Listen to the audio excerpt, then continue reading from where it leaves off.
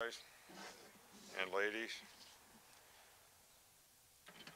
So one of the things that talked to the team about is there's a lot of things to be learned from our season. You know, what every season comes down to is a play here and a play there. And the problem is you never know when those plays are coming up, so you got to be prepared to play every play. Regardless of the circumstances, the situation in the game, you got to execute. You got to get 11 guys to execute. So who you are, what you do, sort of defines you, on Saturday. And, that could be a good thing if you prepared and created great habits in terms of what you want to do. But you also can get exposed if you don't do the things you need to do and look at the game itself as a challenge, not something to fear. But actually an opportunity to be able to go out and have success. I think we had a good off season. I think we've had a good summer. That's something we want to continue to build on. But I don't really care what you do in the summer. When you put a helmet on, when you put spider pads on, things are different. And, when we put shells on, things are going to be different. So this is a process that, players have to go through. I think the key to the drill is can you continue to stay focused, pay attention to detail, sustain when you don't feel 100%, when you don't feel great, when you get a little sore, when you get a little tired, because you got to push yourself so that you can get to the next level. And that's what we want to try to get our players to be able to stay focused on. And we certainly have the kind of circumstances to help them do that. The kind of conditions we had out there today, and it's something that will test your mettle a little bit, and that's probably a good thing at this time of the year. From a personnel standpoint, Tyu Jones-Bell had some medical issues, so he's going to medical this year, and I think everybody worked today except Jamarian Miller will be out for a couple days with he got a strained quad. So. And other than that, guys, look, you're going to ask me about the quarterbacks every day. Every day I'm going to tell you the same thing. Everybody's getting reps at the position. Somebody's got to take the bull by the horns. Somebody's got to separate themselves. When that happens, we'll tell you. Be glad to tell you. When we're going to take the cake out of the oven, we will tell you when it's the time. All right, but until then, there's really nothing to talk about. There's nothing to say. So there's not a whole lot of sense in asking about it because we want all the guys, when they're in there, you play the position like it's yours, like it belongs to you. You're out there competing. You're not looking over your shoulder. You're not worrying about what somebody else does. You're playing like you're the man. And that's what we want each guy to do and see who can do that with the most consistency. So it's important. You got to be process-oriented. You can't be outcome-oriented right now. You got to be process-oriented because that's what's going to help you play with the kind of consistency that you need to play winning football at the position, which is ultimately what we're looking for. Yeah, hey, Coach, when you're looking at the inside linebacker position, what kind of progress did you see from that group in the summer, and what maybe do you still want to see in preseason? Well, I'm happy with the group. Devontae Lawson played really good football when he played last year. He was injured, a lot of the time. He sat out the spring, got his knee worked on a little bit. He's had a good summer. He's got good leadership. He's got good understanding of the defense. Jihad Campbell has made really good progress. We've got lots of competition, at the position. So I'm pleased with the way these guys are progressing. They've made a tremendous amount of progress, and I think, we had a lot of guys out in the spring that, both outside backers, one inside backer. So gave guys a lot of opportunity to get a lot of reps there. So with those guys back, we got a little better leadership, and I like the experience that we have in the group. When you're evaluating left tackle play, what are the things that you look for? Well, I think just because a guy's a left tackle, that doesn't mean it doesn't have to do all the things that an offensive lineman has to do. You got to be assignment oriented. You got to work with the guys next to you in terms of how you're blocking, whether it's run or pass. But I do think, as you guys have all pointed out, that when you have right-handed quarterbacks, obviously the left tackle is a little bit more important. But We're always going to try to scheme things so if the other team has a significant rusher, we have ways to help guys. So, but I think pass blocking is important, but I think being a complete player at that position is important too. Getting moving on the run, being very assignment oriented, not making a lot of mental errors so that, you know, you can execute and play winning football down in and down out. That's the same at every position. What have you seen from your tight end room since spring, and then what do you want to see from them in camp? Yeah, tight end group has made really good progress. You know, CJ has been a really good addition to that group. He's got maturity, he's got experience, he's got size, he's got good hands, he's pretty good in the passing game, he's a pretty decent blocker. Well, right now, Buckner has really made a lot of improvement. He's kind of a mismatch player a little bit in the passing game, which is a good thing. And, you know, all the other guys are progressing nicely as well. So, you know, that group has come a long way, I think, over the spring and summer. Coach, Jeff Allen put on Twitter yesterday, this is his 35th year as a trainer, athletic trainer, and 17th year. You've had a lot of people come in and out of this program, but he's stayed as a concrete piece of this program. What does he mean to you, and what does it say to him staying here with you by your side? What would you say if I put stuff like that about me on Twitter? You guys would think I was ancient. No, hey, Jeff Allen is a really, really important part of the program. He's got a great personality. He's got the trust of the players. He has stayed here. I think he came here right after the first year we were here and has been a really important staple, you know, for a long, long time. I think medical staff is so important in this day and age because the players need to be able to trust those people. Jeff Allen does a fantastic job. Dr. Kane does a good job. Dr. Andrews does a good job when he comes around. So I think that's one of the real pluses for our program is the quality of medical staff that we have. And we have great facilities. So they've done a fantastic job. Jeff has done a great job. He's an asset to me too because he has a great feel for the players, where they're at, what we need to be doing. So that input is really valuable as well.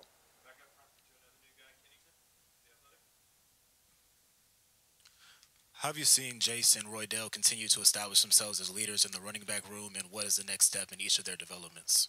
Well, I actually think there's 4 guys in the running back room that has really done a good job. You know, Jace has been a really good leader. Roydell has always, you know, set a really good example. He's a good special teams player as well as a good runner. Loves to play on teams, loves to do whatever he can to help the team.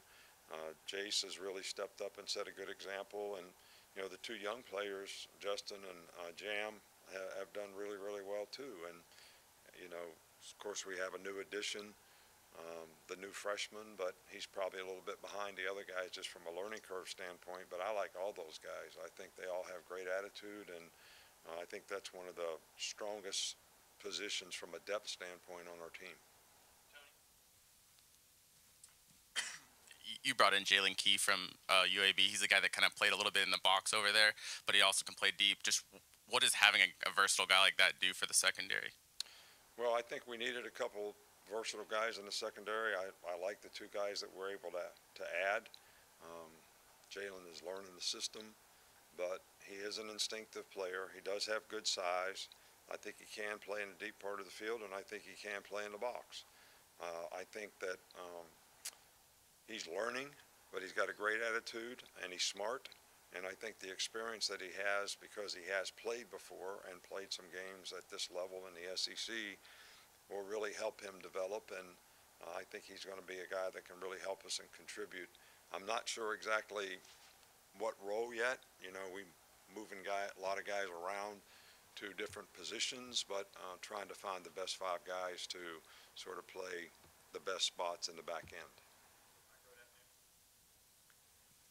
What were some of the qualities that you saw in Tyler Buckner when you were scouting him, and how much did Tommy help in sort of that process given their time together? Well, Tommy knew the guy better than anybody could know him. I mean, he coached him for a couple years. So the guy was injured last year, so he didn't get as much experience. I think he started 2 games and played fairly well, so we got the opportunity to see that. But, you know, Tommy knows him better than anybody else could. I think you always know a player when you coach him. You know what his strengths are, you know what he needs to improve on. And I still think that he's probably getting comfortable with the system.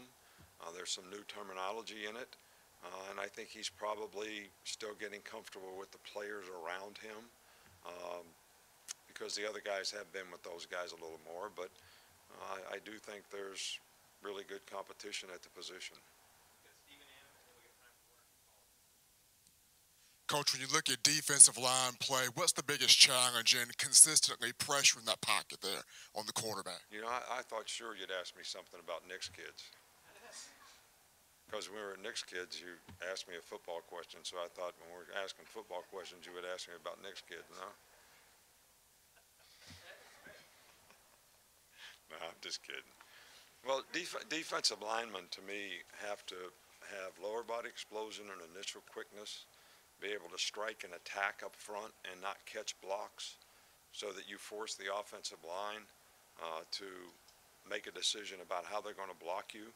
I think the tendency is guys want to sit back and read, but I'd rather them, you know, strike and be aggressive and get across the line of scrimmage and close the distance on the guy that's blocking them. Play a little more aggressively up front, take gaps, cut gaps. I think that also helps you when a guy sits to pass, you're already attacking him, so you can get into him, get your hands into him quickly. So it's important to be able to move your hands and use your feet at the same time if you're going to be a good pass rusher and you're going to be able to get off blocks and disengage. So that's something that we always look for. And can the guy finish on the quarterback? You know, lots of times you see guys, they have a good pass rush, but then they can't get the quarterback on the ground. And there's a lot of really good athletes playing the position, so that's really challenging for a guy to be big enough, strong enough, physical enough to play in a defensive line and still be athletic enough to finish on the quarterback. So those are some of the qualities that we look for. And you got to be tenacious. I mean, you got to be instinctive too. Everybody asks all the time, what is instincts? Well, when do you get off a block? If you get off too soon, the back cuts. If you get off too late, he's gone. So, like I told you guys before, you can teach somebody how to swing a bat. You can teach them what the strike zone is. You can't teach them it's a good pitch to hit from the time it leads the pitcher hand to get to the home plate. They got to figure that part out on their own.